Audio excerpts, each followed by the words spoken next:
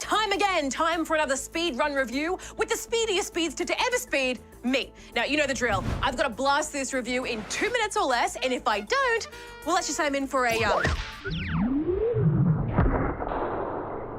flush time. I saw it coming. And since speed is the name of the game, it only makes sense that we take a look at Sonic Superstars. So, deep breath, start the clock, let's go. All right, Sonic Superstars is an almost return to the classic 2D format we're used to seeing, with some 3D sections thrown into the mix. Our new stage is the North Star Islands, a mythical land made up almost entirely of loopy-loops, speed boosts, jump pads, and crazy rock formations. You can play as Sonic, Knuckles, Tails, or Amy, all of whom have been flung into a race against the clock to stop Eggman and Fang the Hunter from capturing the Chaos Emeralds and turning the island's inhabitants into badniks.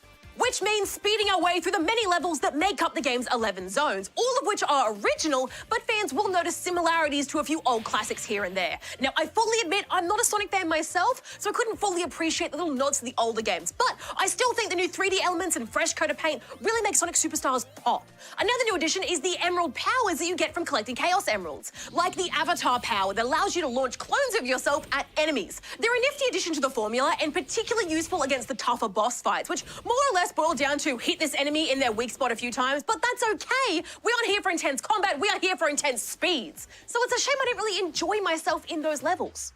I know the whole point of Sonic is to go fast, but I dare say the blue boy might be going a bit too fast here. Or maybe there's just too much going on that I kept losing the flow. The goal this time around isn't really to gun it to the end and be done with it, but to explore the multiple hidden pathways, areas, and secrets each level has to offer. But I got a bit frustrated because I had so many instances of controller lag. I know, here she goes blaming the lag, but for real, it was nuts here. And if your run wasn't chaotic enough, you can also play in local co-op, but we didn't get a chance to have a crack at that, unfortunately.